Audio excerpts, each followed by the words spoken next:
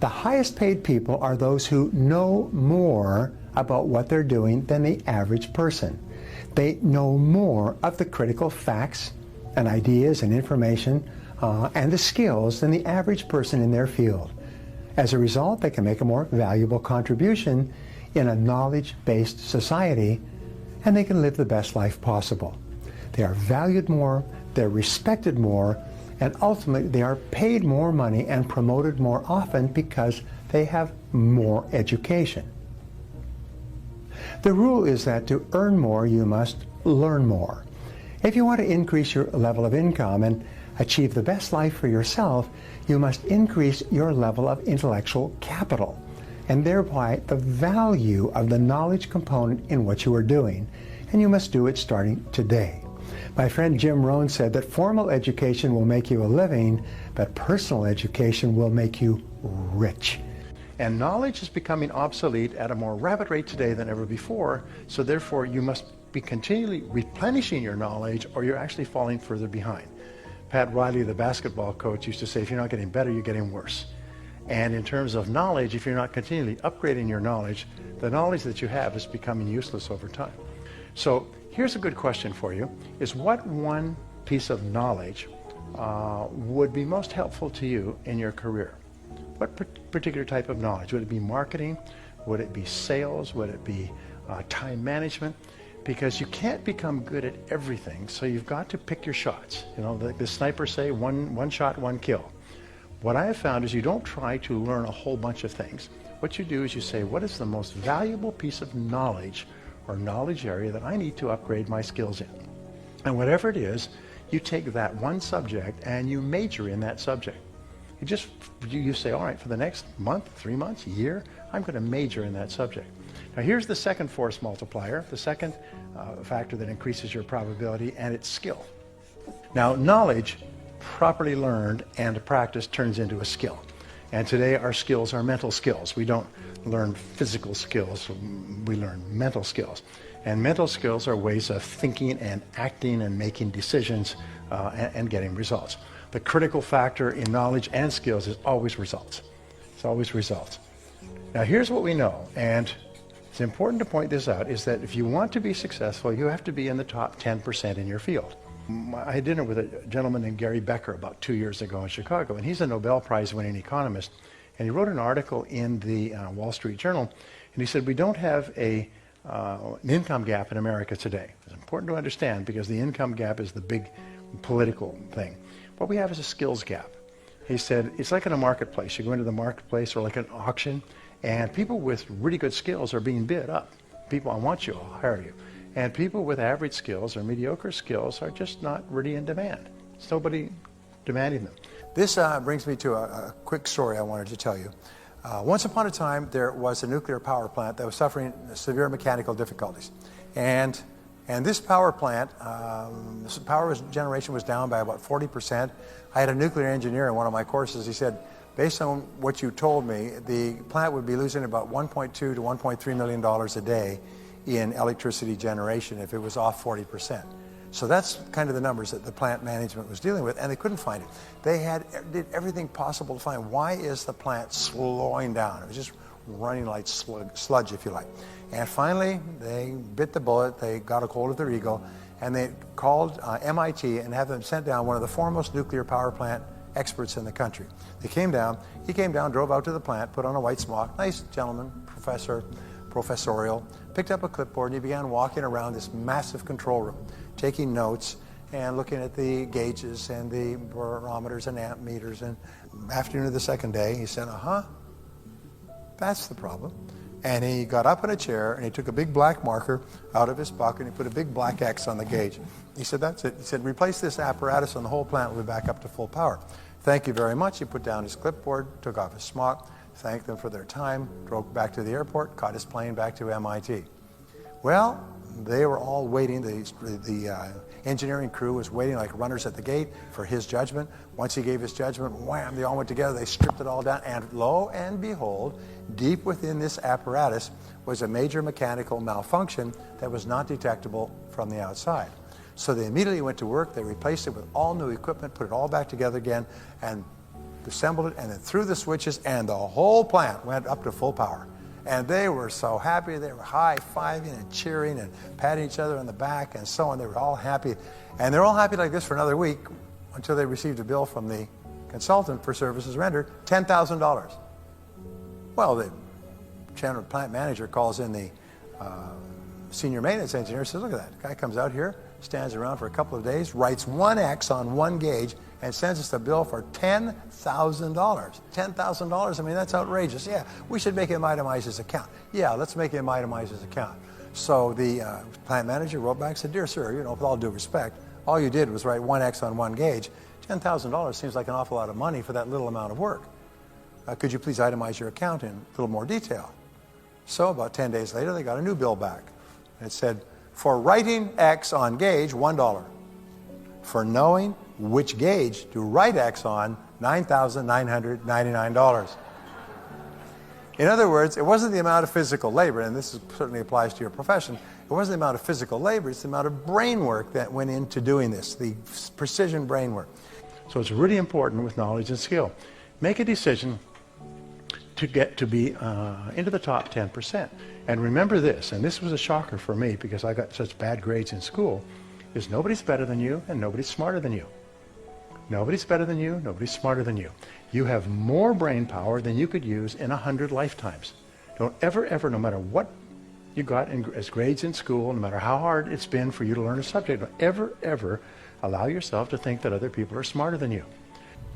The third success factor for moving onward and upward in your life is by developing an ever-widening circle of contacts. You will find that every major change in your life is accompanied by a person or persons who either opens or closes doors for you. The possibility of your achieving the best life for you will be determined by the number of people who know you and like you and who are willing to help you. Now, in order to broaden your network of contacts, you must network continually at every opportunity. There seems to be a direct relationship between the number of people you know and how successful you are. Now, to network successfully, the simple strategy is this. When you meet a new person, ask them what they do, and then see if you can't find something that you can do for them. And the one thing that people like the most is if you can send them a customer. Many people who network are thinking, what can I get from this other person? Your strategy when you meet a new person who can be helpful to you is to think, what can I give to this person? What can I do for this person, and how quickly can I do it? That way you sow seeds of people who will be prepared to help you in the future. So if you plant seeds, if you look for opportunities to help other people, then what will happen is it'll always come back to you. And just look for ways to give. I have a law which I began teaching many years ago. It's the more you give of yourself with no expectation of return, the more that you will get back from the most unexpected sources. So remember, nature says just sow, and nature will grow the crop. One of the most important of the success factors, number 4, is money. Having money in the bank gives you greater freedom and the ability to take advantage of opportunities when they come along. If you're broke or in debt and an opportunity comes along, you have no options open to you. There's nothing that you can do. So having money makes you free. One of the most important things I ever learned in life is that you're only as free as your options. If you have no options, if you have to do whatever it is you're doing, you have no choice, you have no freedom. If you're stuck in a dead-end job that you can't leave because you have no money set aside, you have put a brake on your potential. You are locked in place and you have no option for moving forward. You can end up spinning your wheels and losing months and years of your time by the very fact that you have no choice but to accept whatever is being handed to you. But if you have money, we call this opportunity money. If you have money put aside, you can walk away from a bad job and you can take time to find exactly the right job for you. This idea of saving up money so that you are available to take opportunities has transformed many people's lives. Now, the fifth of these success factors that enables you to get far more done in a shorter period of time, to dramatically accelerate your career is called simply good work habits. Your ability to increase your ROTI, or return on time invested, can enable you to accomplish vastly more in a shorter period of time than another person who is disorganized and sloppy. Unfortunately, most people are poor workers. They're unorganized, they're unfocused, and easily distracted. They work at about 50% of capacity. Sadly enough, they don't even seem to know how to work any differently. And this is a big problem today. Even if they wanted to, it's like speaking in a foreign language. They wouldn't know how to do it without first being taught. Now, to achieve success in every area of your life, you have to develop the habits of highly successful and hardworking people. To begin with, the foundations of good work habits can be summarized in 2 words: focus and concentration. Now, focus requires clarity concerning the desired results and the relative priority of each step that you need to take to achieve those results. When you think of focus, think of a photographer adjusting his lens to keep the key subject sharp in the center of the picture. To become a truly hardworking individual at work, you must be continually adjusting your lens to be sure that what you're working on is the most important thing you could be doing at the moment to achieve your most important goal. Successful people understand that the worst waste of time is doing something very well that need not be done at all. Now, concentration requires the ability to stay with a task until it's 100% complete. Successful people understand that they must work in a straight line to get from where they are to where they want to go without diversion or distraction. If you want to accomplish your goals, you must be sure that everything you do is taking you in that direction, and then develop good habits to get you there. This decision alone will dramatically increase the quality and quantity of what you get done every day, and soon enough, you will become one of the most successful people in your field. Now, there's several benefits from learning how to concentrate. First, important task completion is a source of energy and enthusiasm and self-esteem. On the other hand, failure to complete important tasks, or to complete them only partially, is not only a major source of stress, but it depletes your energy and your enthusiasm and your self-esteem. When you complete an important task, you experience a surge of energy and well-being. But when you work on an unimportant task, even if you complete it in a timely fashion, you get no feeling of satisfaction or personal reward at all. There's no payoff for completing low-level tasks.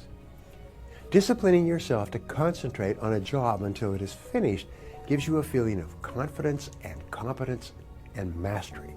It develops you into a hard-working person, and it gives you an experience of self-control so that you feel that you're in charge of your own destiny. Now, number 5 is Honesty. Now, trust is the foundation of all relationships.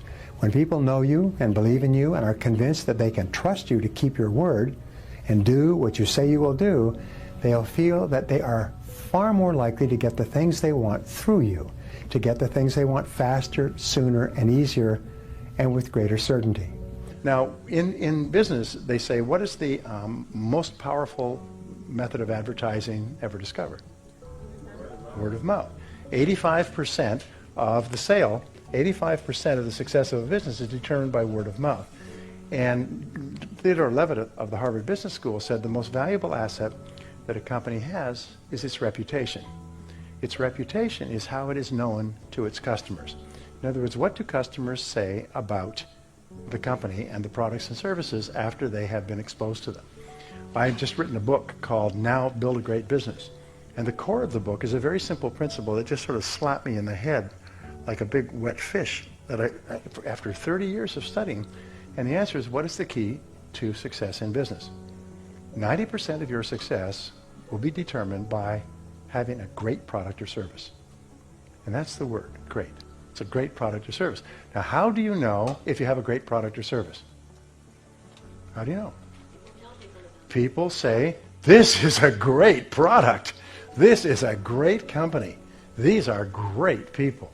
In other words, the number of times or the percentage of times that your customers, having been exposed to your product or service, spontaneously say, this is a great product, determines your entire future. Now, saying that, and the reason I say that is because there's a lot of people who think, well, I can get by selling a mediocre Me Too product. I just have to find a gimmick to get people to buy it and then duck and run and find somebody else. But every single successful business looks upon this customer as a customer for life. And they know that the first sale is only the beginning of the process. And how they treat the customer in the first sale and how the customer responds determines whether or not the second sale takes place. And so I say the rule for success in business is to get them to come to you first rather than your competitors, get them to come to you again because they were so happy with the first experience, and get them to bring their friends. Come to you first, come again, bring their friends. And the critical thing is your reputation. You know, in the movie business, what they do is they spend $50 million producing a movie and $50 million advertising it to get people into the theaters the first week. Now what happens is that they can't spend $50 million for several weeks. So they've got to get people into the theaters so that people watch the movie and begin to tell their friends. And it's only when a movie gets legs, they call it gets legs, that people start to tell their friends, you've got to see that movie, that the movie starts to become successful. Why? Because it's reputation. Everything is reputation. Now, in your life and my life, your reputation is everything. Your character, your integrity is the most important thing you have. And one of the decisions that you make is you never compromise your integrity. Number 7 is creativity. And creativity, we find there's a direct relationship between how creative you are and how successful you are. With regard to creativity, there's a direct relationship between the number of ideas that you come up with to improve your life and how successful you'll be. So successful people are always looking for different things, for different ideas. How can we do it better, faster, cheaper, more conveniently? How can we help our customers, and so on? So they're constantly looking for better ways. And there's a relationship is between the quantity of ideas determines the quality. You know that 99% of business ideas don't work? Did you know that? It's a real shock. Does anybody here know what I'm talking about? Try this, try that, try this, try that, try this, try that, and nothing seems to work. And then you start to think, maybe there's something wrong with me. No, you just have to try a lot of things. And eventually, if you do it right, you'll eventually find the way that works. But you have to have lots and lots of ideas. Number 9. Stay health-oriented. Think about your health most of the time. Think about eating less food and better food. Think about daily exercise. Think about getting lots of rest. Remember, to be successful in our competitive world, you need a lot of energy. To have a lot of energy, you've got to eat good foods, get lots of rest, and exercise all the time. And the last thing I wanted to leave you with was today we have a need for speed. You've got to move fast. There's no time at all for people to just coast. There's only one direction in which you can coast, and that's downhill. So if you get a good idea, move quickly on it. Move fast. Try it out. Know that it won't work in most cases, so try it out. Try something else, and try something else, and try something else. Is collect rejections and collect failures. See how many times you can fail on the road to success. Recognizing that you are a learning organism.